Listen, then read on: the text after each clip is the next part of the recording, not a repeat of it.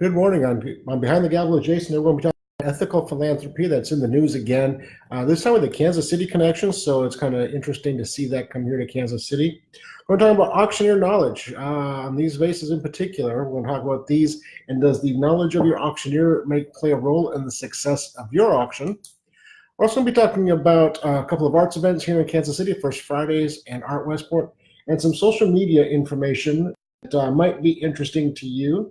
Let me go ahead and share this on my page real quick.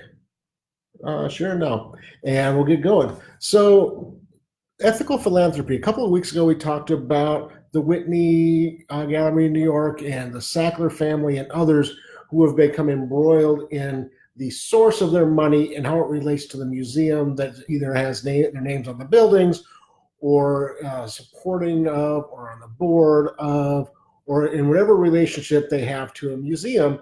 Obviously, the Sackler family has baggage around it right now because of the big pharma conversation. Well, that whole conversation came to Kansas City this last about a week to 10 days ago. Mariner Kemper, board of UMB Banks, his parents founded that bank back in the 40s, I believe.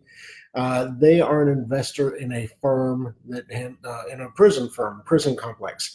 And part of that complex decided to take on ICE detainees.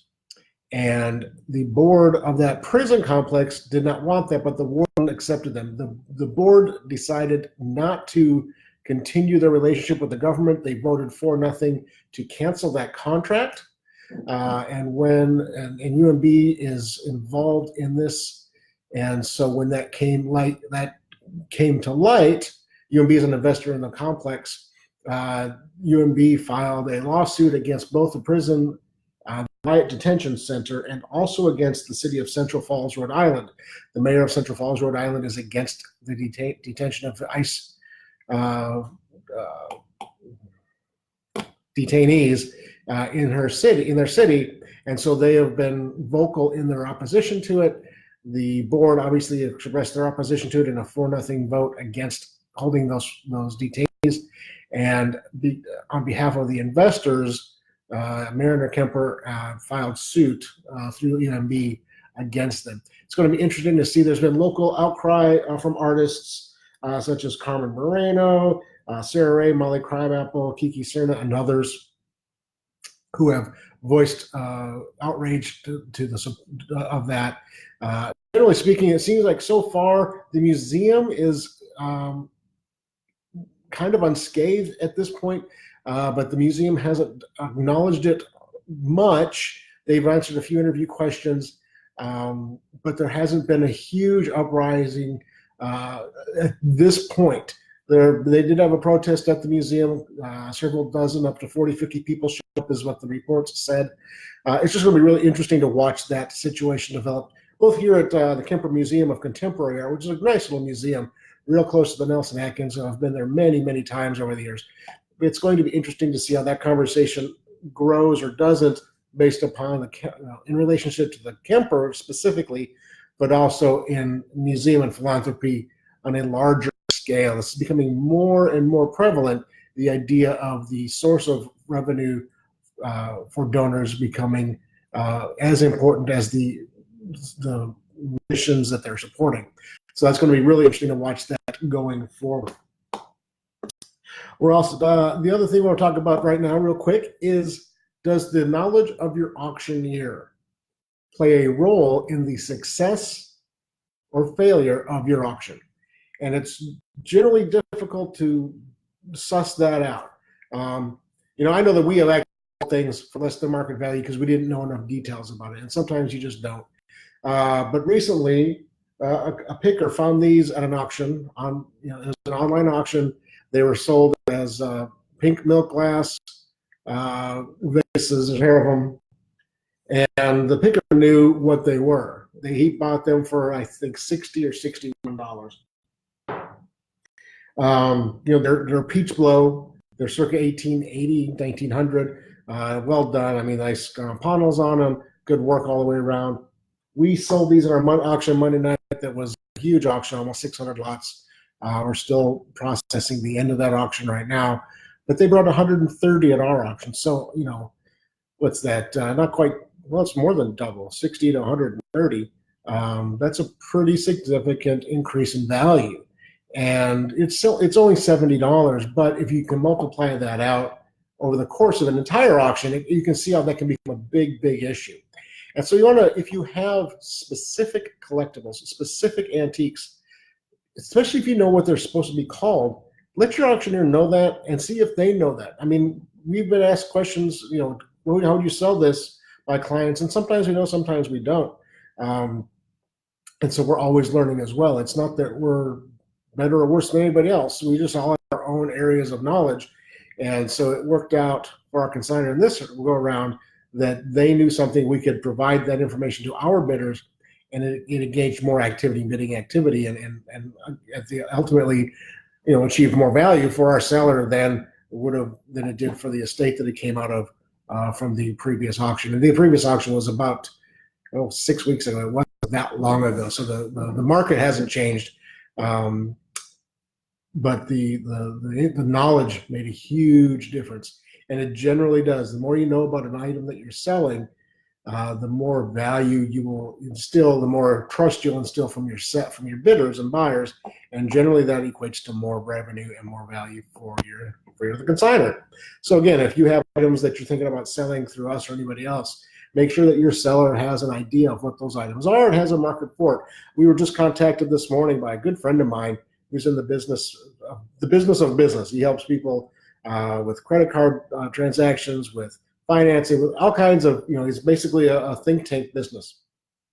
And he sent me an email this morning, asked if I'd be interested in finishing off restaurant liquidation. And I can theoretically do that. I understand the tool. I have the tools. I have the understanding of an auction process. I can market it, but I don't know the ins and outs of that market. I don't know the ins and outs of that machinery, equipment. And so I'm going to refer that to another auctioneer, because I know that we would not garner the best results for that seller. And there are other auction companies here in Kansas City that will do them a much better job, return a much higher return on, give them a much higher return on their assets. And at the end of the day, I know that if I can do them right by that action, they'll be much further ahead. They may never think of me again, but they certainly won't think of me negatively. And the last thing I want is people thinking of our company negatively because we took on a project that we shouldn't have and did a poor job at the end of the day. There's a couple of really great arts events here in Kansas City this week. First Fridays started about 1999 with just some galleries in downtown when nothing else was happening in downtown Kansas City, Missouri. Now Kansas City, Missouri is this huge, has had a huge revitalization. We're located in downtown Kansas City. Love it. Love being downtown. The energy and the vibe of downtown is great. We're in a historic property. There was an issue last month at First Friday. There was a random act of violence, and there's been concern about First Friday going forward. It'll be interesting to see how they recover from that. There's some things that are being changed. They couldn't renew their insurance policy because of it this month, so there's some areas that they generally have streets cordoned off. They won't have that this month. So it'll be very interesting to see what happens with First Fridays this month and going forward. Also this weekend in Kansas City in the Westport district is Art Westport. Westport does an annual art fair, and it's Friday, Saturday, and Sunday this weekend. And we generally try and go down there. I have several friends. Rick Wright comes out to mind, who's an artist here in Kansas City, sits up there with his paintings and prints. And I know he's finding a receptive audience there. So if you just like art like we do, it's a great place to see what's being created today. And buying directly from an artist is a really intimate, interesting experience that you just can't get, even in a gallery situation. And we have friends who sell in galleries too, and it's great to go see that. But when you're dealing with, and talking with, and communicating with the artists themselves and finding out what drove their passion, gave them the idea, what gave the inspiration for that painting, it really does make the purchase more intimate and means more sometimes going forward for the purchaser. So if you're in Kansas City area, swing by Art Westport this weekend. Support the local artists, support Westport restaurants and bars and shops. It's a great opportunity to do that. Yesterday here in Kansas City, Sean Terrell, president of auction services at United Country Auctioneer Realty up in North Kansas City here off of Berry Road. They do a podcast called The Sale Ring, and they invited me up there. Sean and Trina, who's his co-host, invited me to go up there and talk about social media marketing, how to use Instagram and other platforms to further messaging for auction companies. We also talked about the antiques and art market. Talked about our upcoming couture auction, which is going to be really exciting. Had a fantastic closet of clothes coming yesterday. Armani, Rive Gauche, Saint Laurent, Emilio Pucci, all kinds of great pieces. Everything from classic suits to evening wear that we're pretty excited to offer here in a couple of weeks. And finally, just a tip. It does have our birthday today. Thank you for all the well wishes I've received, both on my personal and business pages and accounts here and there, and texts and phone calls. But if you're sending birthday wishes to somebody on LinkedIn or any other place, just say happy birthday. Don't say happy birthday, hey, go check out my website.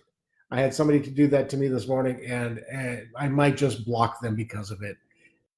We're all in business. I get it. Anytime you get a potential lead, it's great. But man, if you're wishing somebody a happy birthday or making a personal comment, don't turn it into a business conversation unless it organically goes there. Somebody sent me wish me happy birthday. I said we should get together for coffee because I haven't talked to Chuck for quite a while, and I used to belong in a Rotary Club downtown, and I'd like to see him and see how he's doing. I know he's got a new career. That is different than happy birthday. Here's my website. Go check it out. If you need anything, let me know. I didn't think that was very cool and very uncalled for. So just a quick tip for me on that. Speaking of Rotary, we had a great event last week for Rotary in Kansas City. We had Irish Fest last week, and our Rotary Club was involved in that. Raised a lot of money for FIRE, which is a Foundation for Inclusive Religious Education organization, and for our Rotary Foundation through tips received at our beer tent. It was a great weekend. It was a great event, and looking forward to it again next year. But again, thanks for watching Behind the Gavel with Jason today. It's Friday, September 6th. If you have any questions, go ahead and post them here. Send us a direct message or give us a phone call at 816-283-3633. You can always send us an email at info@kcauctioncompany.com, info@letter C, letter C, auctioncompany spelled out.com. Or send us a direct message either here on Facebook, YouTube, Instagram, LinkedIn, wherever you might see us. We're always looking forward to conversing with you. If you have questions you want us to address here, that's fantastic. If you have other information you're looking to find, let us know. We'll help you with that too. So otherwise, have a great weekend. We're heading into fall. School's back in session for almost everybody in the country now, and we're looking forward to fall weather coming in here to Kansas City. Have a great afternoon. We'll talk to you soon.